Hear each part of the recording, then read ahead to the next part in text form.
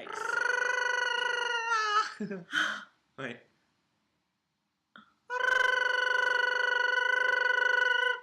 What? Of an alien.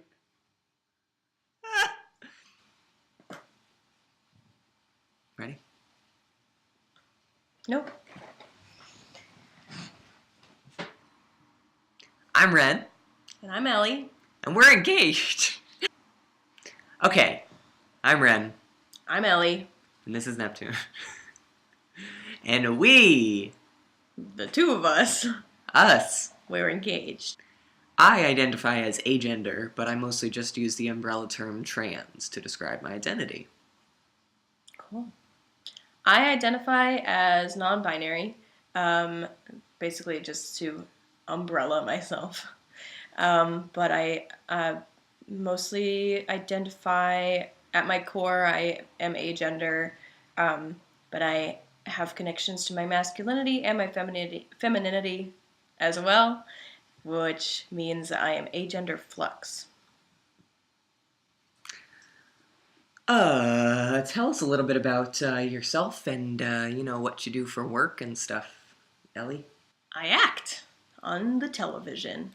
I am in NBC's Rise. I play Michael Hollowell, who is a trans boy, and you should be watching it because it's out now. What do you do?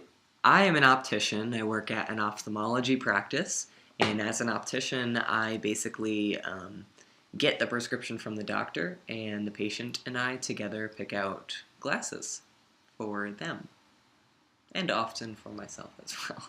We are making this video because we are supporters of Charlie J. We love to wear their stuff. We think that they're really cool. And they've asked us to make a video about what our trans experiences have been, basically. So we're shaking it up a little bit. Quite literally. So in this bowl of magic, we have many different questions. Most of them are about our trans experiences, such as if we're medically transitioning to an extent, and about our experiences with social transitioning. But there are also some fun dares and silly questions to normalize this discussion, because being trans is normal. Good job. Thank you, dear God. Okay. First question. First question. Okay, what is the first question? Are you visible in daily life? I'll go. Okay. Now, yes. I'm visible as in people are aware of my identity in the general public. It's online. It's in a lot of articles as Ellie, non-binary, they, them. So I'd say yes, but when I go out on the street, I don't know. I don't know how people see me. I don't know if people recognize... I mean, how do you recognize if someone's trans, you know what I'm saying? So, I mean, I think I look... In our society, I think that since... You look androgynous. I look androgynous, but I think that most people who don't know anything about me would probably assume that I am a girl. I guess the same a little bit. I am very out on YouTube because I post my transition videos on YouTube, and I'm also out on Instagram, and I'm out to everybody that I know personally. I just wish that I were out more. Like, I pass completely as male. Pass. I hate the word pass, so I pass completely as male. I have the privilege, basically, to be safe and to represent the trans community safely. So I wish that I kind of had the guts to be more out with my gender identity. It's just difficult because in the workplace I work with a lot of patients and stuff, and I want maybe to have like a trans flag up in my office or something, but I'm just like terrified of getting questions from people. So, long story short, I am open about my identity, but I wish that I were more open about it, and that's something that I'm working on.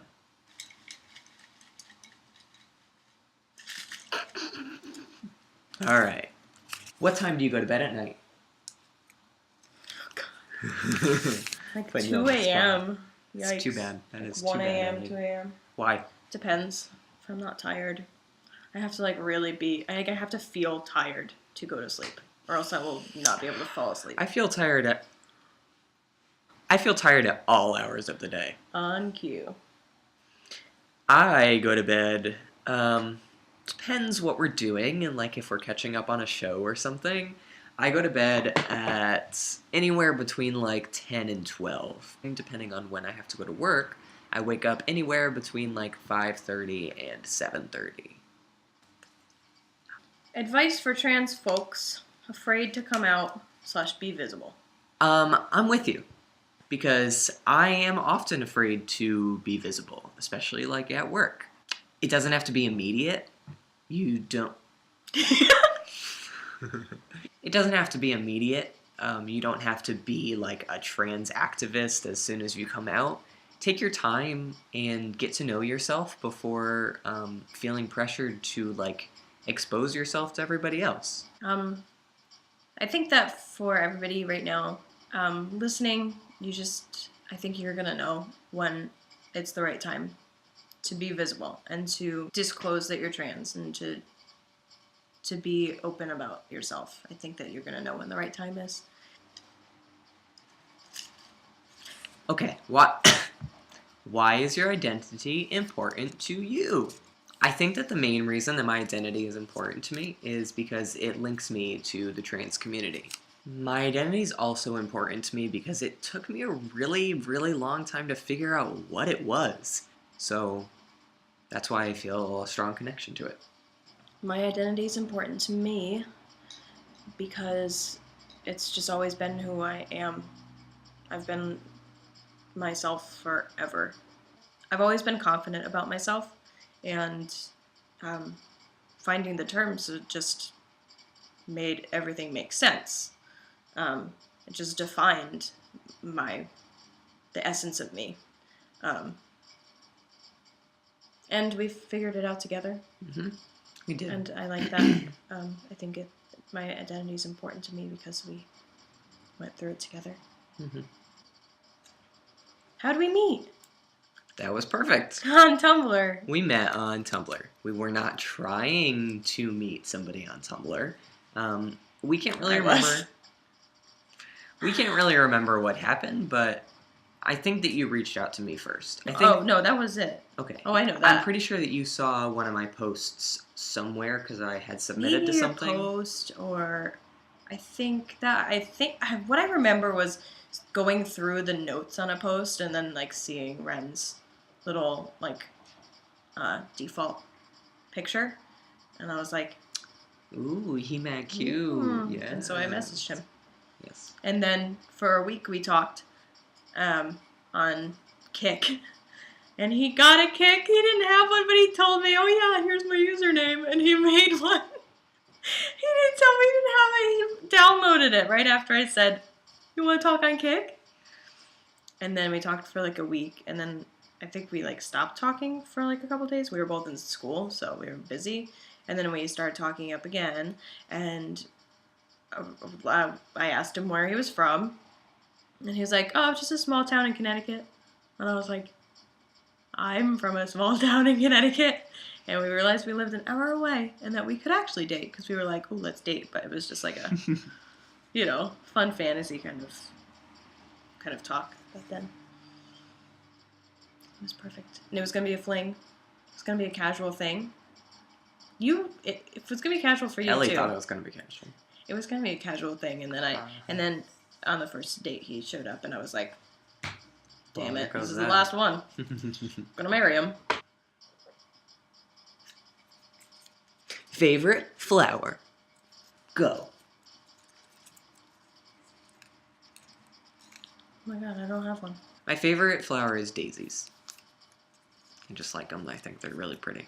I know that. I mean, I think I like lilacs the best.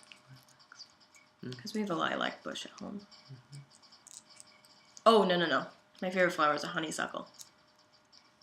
Really? Yep. Because of the way they taste? Or? Yep. Have you guys ever tasted a honeysuckle? You should. Not if the you whole haven't. flower, obviously. Don't You eat the flower. No, you pull Yeah. the little middle part And then you suck it. through the bottom of it, and then there's a little drop of dew. I don't know who, like, my mom taught me to do that, but, like, who thought of doing that first? Go ahead. Okay. What do you love about being trans? I mostly like the community. That's my favorite part. I love being trans because that's who I am. And I love... It's that simple. I love being who I am. I love feeling this connected with myself. Yeah. Knowing. Yep. Mm-hmm. I love that everything makes sense. Mm-hmm. That's what I love about being trans. I love my dirty mustache. Next. What is your coming out process? It's kind of blurry for me. Mine too. Because it took so long to figure it out. Mm-hmm. And I don't think that when I figured when I went right from girl to non-binary, I identified as gender fluid first. Mm-hmm. It didn't fit, and then so I figured it out later. But when I started identifying as gender fluid, I don't know if I told my family.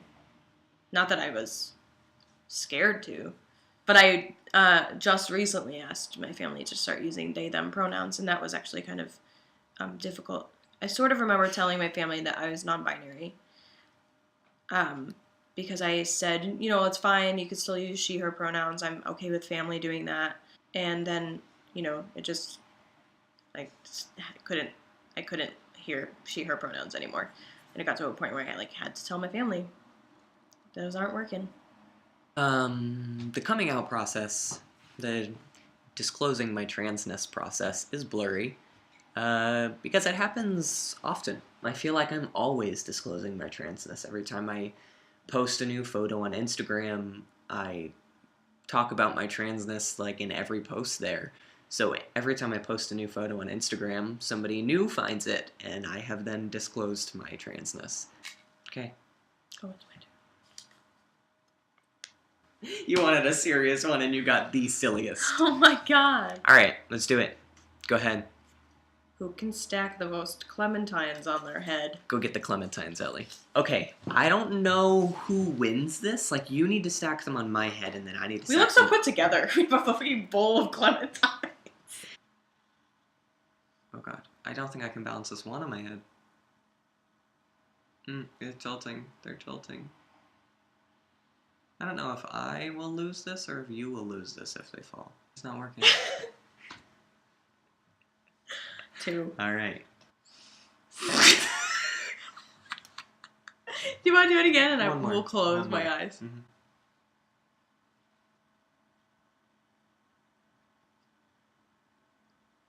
How many? Ah! You only got 2 also. Okay. Okay. Well, that's a tie. Well, we tied, and now you know. Are you on testosterone? Why or why not? You. No, you first. I'm not on testosterone. Why or why not? Do you feel comfortable answering that? Yeah. I don't want to. Yeah, that's it. You just don't feel like you need testosterone? No. Does that make you any less trans? No. I like my body the way it is. Good. I am on testosterone. I've been on testosterone for, well, when this final video gets posted, I will have been on testosterone for 9 months. That's insane. That's insane. I started in... Let's do your shot tomorrow. I started in... I do the shots. Ellie does my shots. I started in June of 2017. Why'd you go on testosterone, bud? I, my friend, went on testosterone because something needed to change. To be honest, I wasn't quite sure what. I just knew that I wasn't happy with my presentation. And I don't know, it's hard to explain because since I'm agender, I don't really relate the way that I look to a certain gender. It's just, I didn't feel comfortable with my body. I really did not like my voice at all. And now I love my voice. I think that it's the best thing that has ever graced this earth. But, Wow. and I love all the changes. I love my dirty mustache. I love the little patches of hair all over my face. I love my receding hair. It's not that bad. It almost looks like you've grown hair. Oh my god, no, it doesn't. It's leaving. I love every change, and I did not think that I was going to. My dosage is... It's hard to explain, and you can't relate your dosage to anybody else. Everyone is prescribed a different dosage. It really depends on how much testosterone you already have in your body. How much is needed for the changes to occur. Right. And... Or the changes that you want to occur. Yeah, exactly. You have both testosterone and estrogen in your body, so when you take testosterone, the estrogen just kind of diminishes a little bit, and testosterone becomes the dominant hormone. I take it through shots in my leggies, and Ellie does them for me because I can't do it at all. He's big baby. I'm a big old babe. I have a really fantastic doctor. I go to them for primary care. They deal with like a ton of trans people, and they're just really accepting. I meet with them every, like 3 months or something, to discuss changes and discuss any concerns that I have, and to get my levels checked to make sure that I'm still in the normal range. Do you wish you knew that you were trans sooner? Well, I almost did. I almost realized that I was trans in high school. I had watched a show with a trans character in it, and the way the character was portrayed was really frightening to me.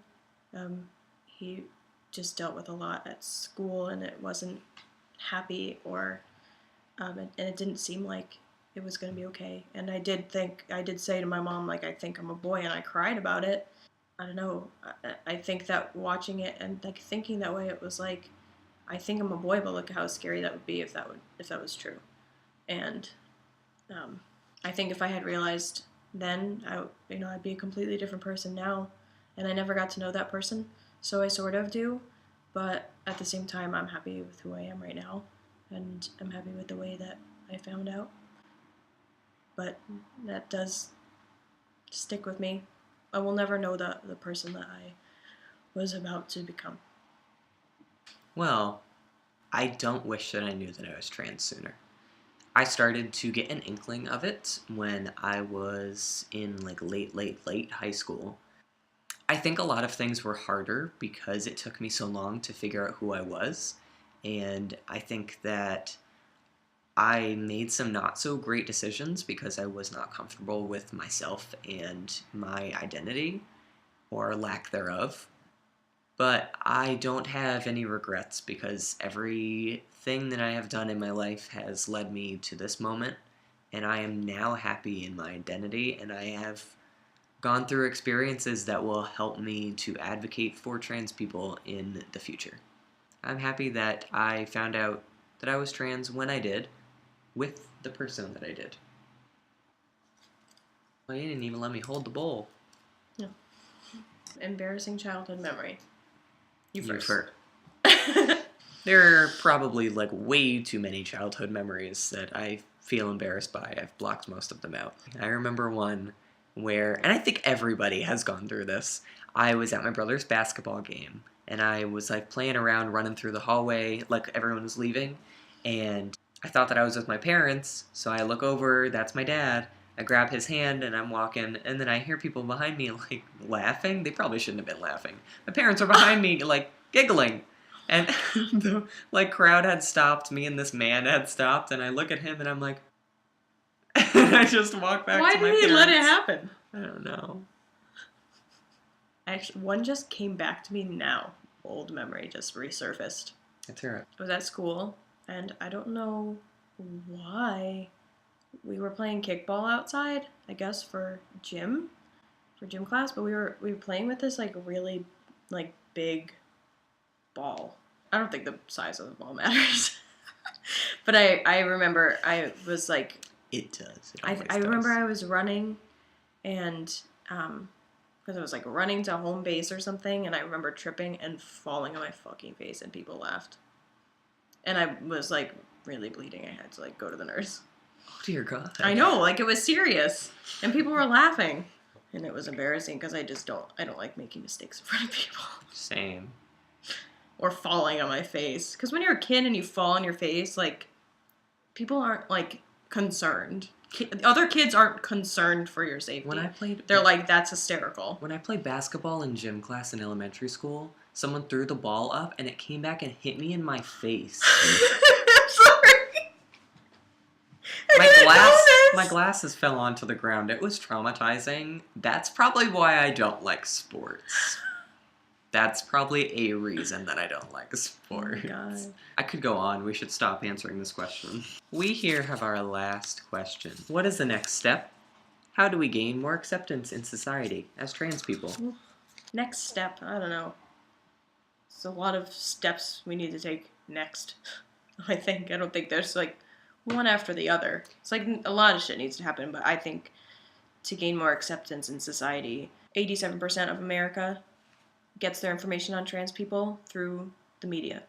And if TV shows and movies are going to be portraying trans characters, we need to see more positive representations. Even if it's not going to be, a happy representation, because it is a reality for a lot of trans people, it at least has to be very accurate.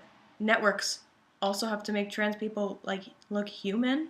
Don't make trans people look like a spectacle as this special story. Trans representation is a big passion of mine, and I can get into it for hours, so don't get me started. I'll stop there. I think it's crazy to think back to just like when I was in early high school, like when I was first introduced to transness, it was not positive. And now I am just like immersed in a positive trans community. So we have like taken so many steps throughout the years just to get to where we are now. Yeah. And a lot of good things have happened. And we have a lot of steps left to take, but we're definitely headed in the right direction. Trans youth, you guys are amazing. Like, you're advocating for yourselves and for our community. Trans people who came before us literally fought for their lives, and some trans folks, unfortunately, are still fighting for their lives. I really think we just need to continue doing what we're already doing, and just like society in general needs to step out of the binary a little bit for the sake of like feminism and trans rights and like everything in general. Trans people are good for the world. All right, so watch Rise. That's that. Happy Trans Day of Visibility. We are proud to be trans, and we are proud of you, whoever is watching this, for expressing yourself and living your truth. And, even if you're still working to discover yourself, we're proud of you for everything. Thank you, Charlie Jaco, for putting us in this video and for asking us to do it. And for being an awesome company in general. All right. Yeah. We out. Peace out. Bye.